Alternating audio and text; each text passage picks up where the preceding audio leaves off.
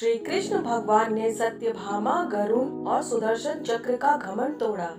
नमस्कार दोस्तों, वीडियो को सब्सक्राइब करें और अंत तक देखें। एक दिन श्री कृष्ण अपने द्वारका में रानी सत्यभामा के साथ सिंहासन पर विराजमान थे और उनके निकट ही गरुड़ और सुदर्शन चक्र भी उनकी सेवा में विराजमान थे। बातों ही बातों में रानी सत्यभामा ने व्यंग्यपूर्ण लहजे में पूछा, हे प्रभु, आपने त्रेता युग में राम के रूप में अवतार लिया था। सीता आपकी पत्नी थी, क्या वे मुझसे भी ज्यादा सुंदर थी?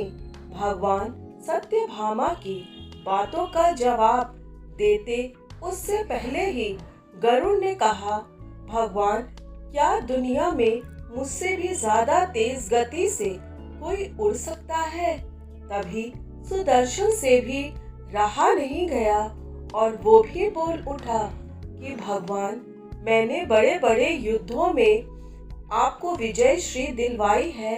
क्या इस संसार में मुझसे भी शक्तिशाली कोई है?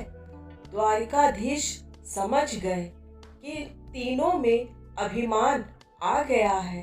भगवान मंद मंद मुस्कुराने लगे और सोचने लगे कि इनका अहंकार कैसे नष्ट किया जाए।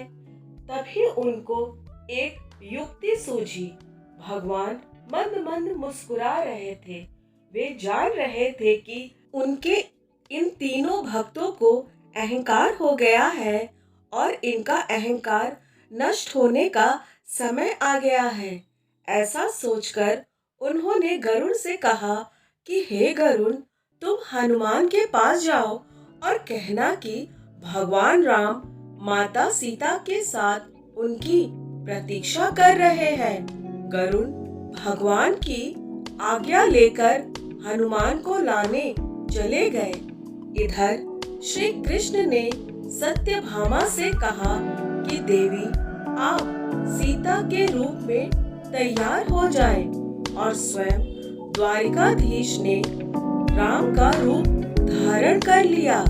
तब श्री कृष्ण ने सुदर्शन चक्र को आज्ञा देते हुए कहा कि तुम महल के प्रवेश द्वार पर पहरा दो और ध्यान रहे कि मेरी आज्ञा के बिना महल में कोई भी प्रवेश न करने पाए। सुदर्शन चक्र ने कहा, जो आज्ञा भगवान, और भगवान की आज्ञा पाकर चक्र महल के प्रवेश द्वार पर तैनात हो गया। गरुड़ ने हनुमान के पास पहुंचकर कहा कि वे वानर श्रेष्ठ भगवान राम माता सीता के साथ द्वारका में आपसे मिलने के लिए पधारे हैं। आपको बुला लाने की आज्ञा है। आप मेरे साथ चलिए। मैं आपको अपनी पीठ पर बिठाकर शीघ्र ही वहां ले जाऊंगा। हनुमान ने विनय पूर्वक गरुड़ से कहा, आप चलिए बंधु, मैं आता हूँ। गरुड़ ने सोचा, पता नहीं ये बूढ़ा वानर कब पहुंचेगा। खैर, मुझे क्या, कभी भी पहुंचे, मेरा कार्य तो पूरा हो गया। मैं भगवान के पास चलता हूँ। ये सोचकर गरुड़ शीघ्रता से द्वारिका की ओर उड़ चले। लेकिन ये क्या, महल में पहुंचकर गरुड़ देखते हैं कि हनुमान तो उनसे पहले ही महल में प्रभु के सामने बैठे हैं। गरुड़ का सिर लज्जा से झुक गया। तभी श्री राम के रूप में श्री कृष्ण ने हनुमान से कहा कि पवन पुत्र, तुम बिना आज्ञा के महल में कैसे प्रवेश कर गए? क्या तुम्हें किसी ने प्रवेश द्वार पर रोका नहीं? हनुमान ने हाथ जोड़ते हुए सिर झुकाकर अपने मुंह से सुदर्शन चक्र को निकालकर प्रभु के सामने रख दिया। हनुमान ने कहा कि प्रभु, आपसे मिलने से मुझे क्या कोई रोक सकता है? इस चक्र ने रोकने का तनिक प्रयास किया था, इसलिए इसे मुंह में रख मैं आपसे मिलने आ गया। मुझे क्षमा करें। भगवान मंद मंद मुस्कुराने लगे। अंत में हनुमान ने हाथ जोड़ते हुए श्री राम से प्रश्न किया, हे प्रभु, मैं आपको पहचानता हूँ। आप ही श्री कृष्ण के रूप में मेरे राम हैं। लेकिन आज आपने माता सीता के स्थान पर किस दासी को इतना सम्मान दे दिया कि वो आपके साथ सिंहासन पर विराजमान है। अब रानी सत्यभामा का अहंकार भंग होने की बारी थी। उन्हें सुंदरता का अहंकार था जो पल भर में चूर हो गया था।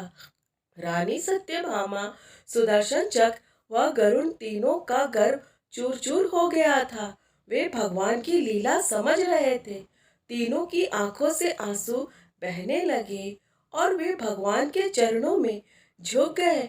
भगवान ने अपने भक्तों के अहंकार को अपने भक्त हनुमान द्वारा ही दूर किया। अद्भुत लीला है भगवान की, श्री कृष्ण भगवान की। तो प्रभु ने तीनों का घमंड इस तरह चकनाचूर किया।